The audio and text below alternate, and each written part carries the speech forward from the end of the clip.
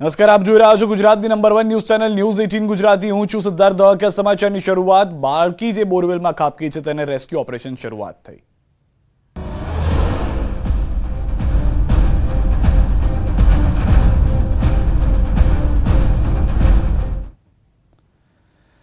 તો દ્વારકાના કલ્યાણપુરના રાણ ગામે 2.5 વર્ષની એન્જલ રમતા રમતા બોરવેલમાં પડી ગઈ છે। 100 ફૂટ ઊંડા બોરવેલમાં બાળકી 20 થી 35 ફૂટ ઊંડે ફસાયો હોવાનું અનુમાન છે। બનાવની જાણ થતાં સ્થાનિક તંત્ર સહિત એસડીઆરએફ, એનડીઆરએફ અને આર્મીની ટીમ ઘટના સ્થળે છે। બાળકી સુધી ઓક્સિજન પહોંચાડાઈ રહ્યું છે। બાળકીને બચાવવા માટે આર્મીની ટીમ પણ રવાના થઈ હોવાની જાણકારી છે। આ ઉપરાંત 100 થી વધુ લોકો ત્યાં આગળ ઉપસ્થિત છે। 108ની ટીમ પણ ત્યાં ઉપસ્થિત હોવાની જાણકારી છે। બાળકી સુધી ઓક્સિજન પહોંચાડવામાં આવી રહ્યું છે જેથી બાળકી અંદર શ્વાસોશ્વાસ કરી શકે। બાળકી રમી રહી હતી ત્યારે અચાનક બોર પાસે જતી રહી અને રમતા રમતા જ બોરવેલમાં પડી ગઈ હતી। બનાવની જાણ થતાં જ પરિવારજનો દોડતા થયા હતા, જેમણે સ્થાનિક તંત્રને જાણ કરી। બાળકીની મદદે હાલ તંત્ર કામે લાગ્યું છે। તો બાળકી બોરવેલમાં પડી જતા ધારાસભ્ય પબુભા માણેક પણ ઘટના સ્થળે પહોંચ્યા છે। તેમણે કહ્યું હતું કે હાલ ટેકનિકલ ટીમ કામ કરી રહી છે। દ્વારકાધીશને પ્રાર્થના કરીએ કે બાળકી હેમખેમ બહાર આવી જાય।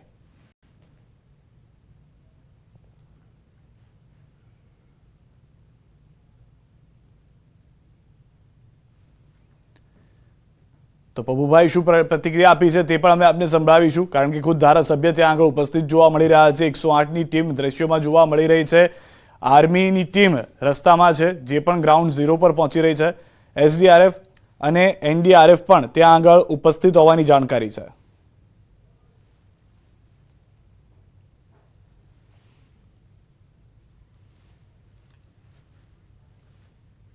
દેવભૂમિ દ્વારકાના કલ્યાણપુર તાલુકાના રાણ ગામે આપણે છીએ। અહીંયા એક 2.5 વર્ષની કિંજલ નામની બાળકી આશરે 30 ફૂટ ઊંડા બોરમાં છે।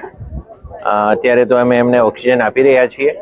આર્મીની ટીમ રસ્તામાં છે। અમે રિલાયન્સના પણ ફાયરની ટીમને કહ્યું છે। આ ઉપરાંત એનડીઆરએફને પણ જાણ કરી છે। તો એ ટીમો બધી આવી રહી છે અને આપણે રેસ્ક્યુની કામગીરી બહુ જલ્દી શરૂ કરશું અને આશા રાખીએ છીએ કે બાળકીને આપણે બચાવી લઈશું। અહીંયા અત્યારે એસપી શ્રી, કલેક્ટર શ્રી તેમજ આને લગતા તમામે તમામ ડિપાર્ટમેન્ટ હાજર છે અને જે આની અંદર એક ટેકનિકલ માણસ હોય એવાને પણ બોલાવવામાં આવ્યું છે અને અત્યારે હાલમાં જે સંભવ છે એ બધા પણ છોકરીને બચાવવા માટેના પ્રયત્ન ચાલુ છે।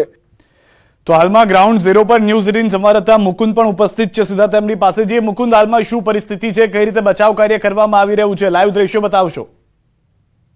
જી સિદ્ધાર્થ, વાત કરીએ તો સૌ પ્રથમ આપને સીધા જ દ્રશ્યો બતાવવા માંગીશ।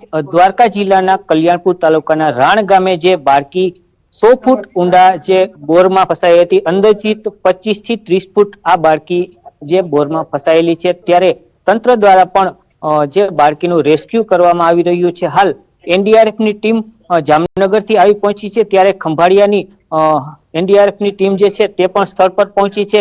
વહીવટી તંત્ર પણ ખડે પગે છે। આ બાળકીનું રેસ્ક્યુ કરવામાં આવી રહ્યું છે। હાલ હું આપને સીધા જ દ્રશ્યો બતાવવા માંગીશ। જે બાળકી છે તે બાળકીને જે શું સ્થિતિ છે તે જાણવા માટે એક કેમેરો જે ટીમ દ્વારા ઉતારવામાં આવી રહ્યો છે અને થોડી ક્ષણોમાં આ કેમેરા મારફત જે દ્રશ્યો છે તે દ્રશ્યો પણ સામે આવશે।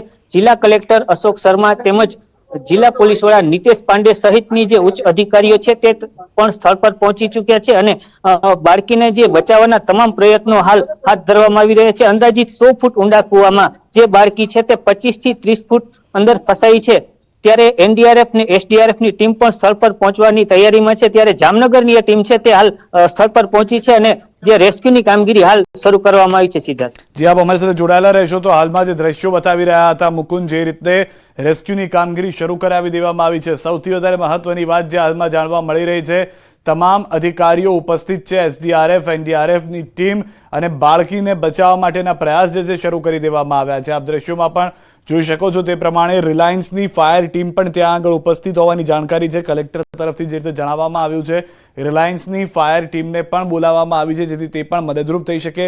આર્મીની ટીમ જે છે તે પણ રસ્તામાં છે અને તે પણ પહોંચી રહી છે। વધુ જાણકારી ફરી એક વખત મુકુંદ પાસેથી લઈશું। મુકુંદ, જે રીતની પરિસ્થિતિ છે, આર્મી ટૂંક સમયમાં પહોંચી રહી છે, રિલાયન્સની ફાયરની ટીમ ત્યાં ઉપસ્થિત છે, કેટલા સમયથી ઓપરેશન ચાલી રહ્યું છે, બાળકી શું રિસ્પોન્ડ કરી રહી છે અને કઈ રીતના આખું ઓપરેશનને હાથ ધરવામાં આવ્યું છે?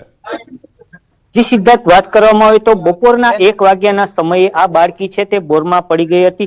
100 ફૂટ ઊંડા બોરમાં પડી જવાના કારણે બાળકી છે તે 25 ફૂટ અંદર ફસાઈ ગઈ છે અને જામનગરની એક એનડીઆરએફની ટીમ છે તે સ્થળ પર પહોંચી છે. તેમના મારફત એક કેમેરો અંદર ઉતારવામાં આવી રહ્યો છે. આ કેમેરા મારફત હમણાં થોડીક ક્ષણોમાં જે દ્રશ્યો છે તે પણ સામે આવે છે. બાળકીની સ્થિતિ અત્યારે નાજુક હોય તેવું જણાવી રહ્યા છે. ઓક્સિજન પણ 108ની ટીમ દ્વારા આપવામાં આવી રહ્યો છે. જામ ખંભાળિયા તેમજ જામનગરથી પણ 2 થી 3 એમ્બ્યુલન્સની ટીમ અહીં પહોંચી ચૂકી છે અને જે બાળકી છે તેને ઓક્સિજન પહોંચાડવાની કામગીરી હાલ આપી રહી છે. સાથે સાથે કેમેરા મારફત બાળકીની શું સ્થિતિ છે તે પણ જાણવાની કોશિશ કરી રહ્યા છે. જિલ્લાના ઉચ્ચ અધિકારીઓ તેમજ અન્ય જિલ્લાના પણ જે ટીમ છે તે ટીમ ઘટના સ્થળે પહોંચી અને આ બાળકીનું રેસ્ક્યુ કરવામાં આવી રહ્યું છે. સિદ્ધાર્થ, જે રીતે જાણકારી છે તે પ્રમાણે બાળકી અંદર જે ઓક્સિજન આપવામાં આવી રહ્યો છે, કોઈ પ્રતિક્રિયા આવી રહી છે, બાળકી તરફથી કોઈ રિસ્પોન્સ થઈ રહ્યો છે, એ વિશે કોઈ જાણકારી?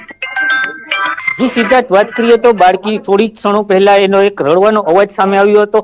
સ્થાનિકો જે એનડીઆરએફ ની ટીમ છે અને 108ની જે ટીમ છે તેમના દ્વારા જણાવવામાં આવ્યું હતું કે બાળકી રિસ્પોન્સ આપી રહી છે, ઓક્સિજનની અંદર મદદ લેવાઈ રહી છે. હાલ બાળકી સુરક્ષિત હોવાનું પણ સામે આવી રહ્યું છે. જે વાત કરીએ તો જે દ્વારકા જિલ્લાના તમામ લોકો છે તે હાલ પ્રાર્થના કરી રહ્યા છે કે આ બાળકી સુરક્ષિત બહાર નીકળે અને આ બાળકીને સુરક્ષિત બહાર નીકળે તેવી દ્વારકા જિલ્લાના તમામ લોકો હાલ પ્રાર્થના કરી રહ્યા છે. હાલમાં જો શક્ય હોય મુકુંદ તો કોઈ અધિકારી સાથે વાતચીત થઈ શકે, કારણ કે સાંજનો સમય છે, હમણાં અંધારું પણ થઈ જશે. ઓપરેશન જે ચાલી રહ્યું છે, શું પ્રતિક્રિયા અધિકારીઓ આપી રહ્યા છે તે વિશે કોઈ પ્રયત્ન થઈ શકે? જિલ્લા કલેક્ટર સાહેબ જોડે થોડી ક્ષણો પહેલા વાત કરવામાં આવી હતી. હાલ જિલ્લા કલેક્ટર એસપી નીતેશ પાંડે સહિતની ટીમ છે તે ટીમ સ્થળ પર જ પહોંચી ચૂકી છે. ત્યારે મીડિયા કર્મીઓને થોડું દૂર રહેવાની અપીલ કરી છે, કેમ કે હાલ જે રેસ્ક્યુની કામગીરી છે તે મહત્વની કામગીરી હોય છે. તે કામગીરીમાં કોઈ પણ લોકો છે તે વધારે એકઠા ન થાય અને આ કામગીરીમાં કોઈ વિક્ષેપ ન પડે તે માટે પણ તંત્ર ખડે પગે છે. જી સિદ્ધાર્થ. મુકુંદ, સૌથી વધારે મહત્વની વાત, અંધારું ટૂંક સમયમાં થઈ જશે. શું કહેવામાં આવ્યું હતું આ ઓપરેશન જ્યારે પાર પાડવામાં આવી રહ્યો છે, અંદાજિત કેટલો સમય લાગી શકે તેમ છે?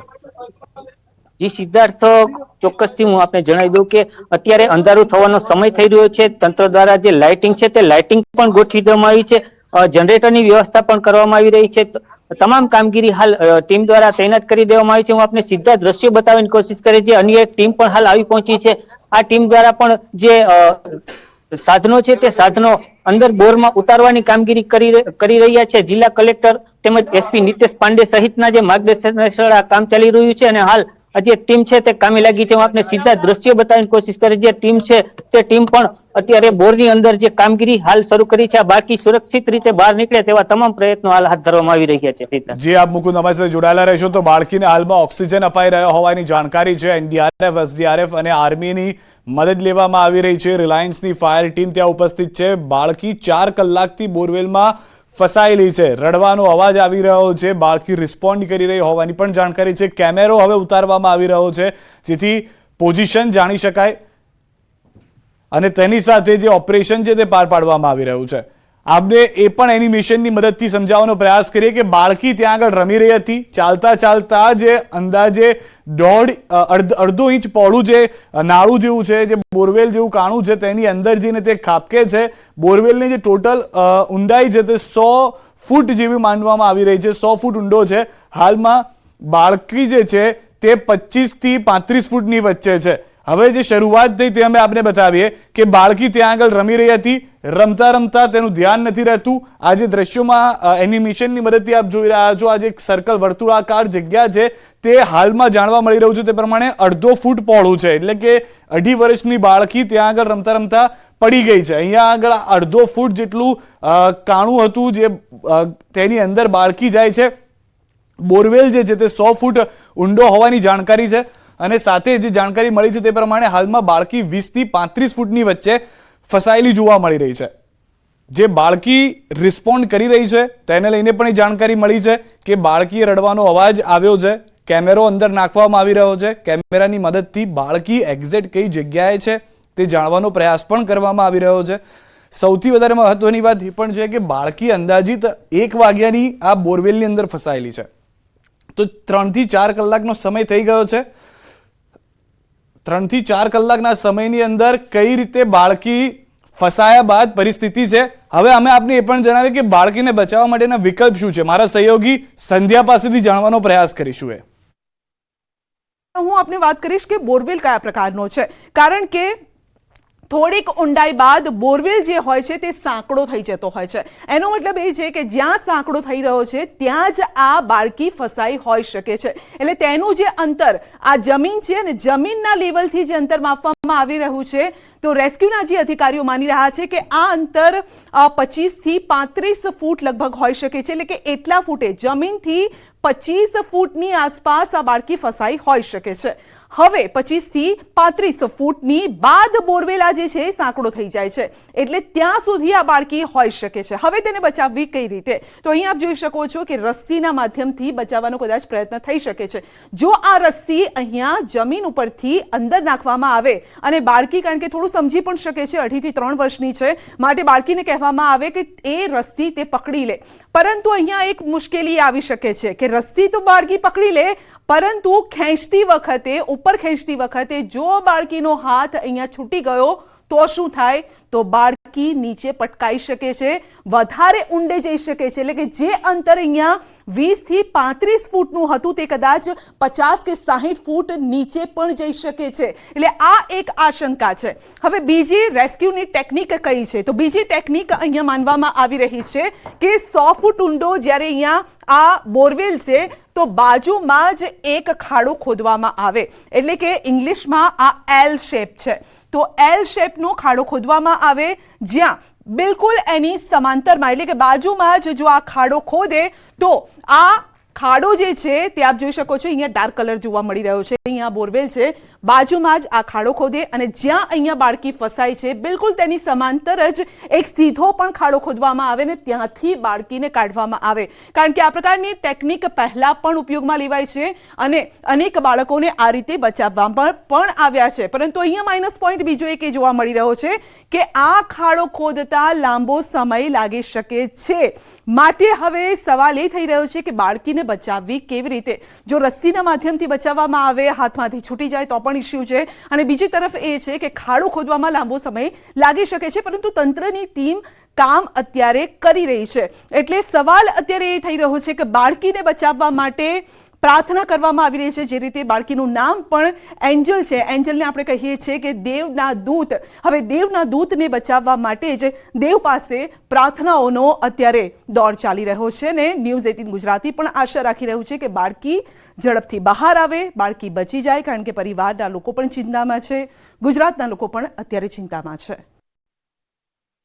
ફરી એક વખત જઈશું ન્યૂઝ 18 સંવાદદાતા મુકુંદ અમારી સાથે જોડાયેલા છે, તેમની પાસે. મુકુંદ, જે રીતની પરિસ્થિતિ છે હાલમાં, શું કરવાના પ્રયાસ જે આપની પાછળ જોવા મળી રહ્યા છે, કઈ રીતનું ઓપરેશન પાર પાડવામાં આવશે, કોઈ જાણકારી મળી? જી સિદ્ધાર્થ, હું આપને સીધા ફરી વખત દ્રશ્ય બતાવવાની કોશિશ કરીશ. જે તમામ તંત્રની ટીમ છે તે સ્થળ પર પહોંચી ગઈ છે.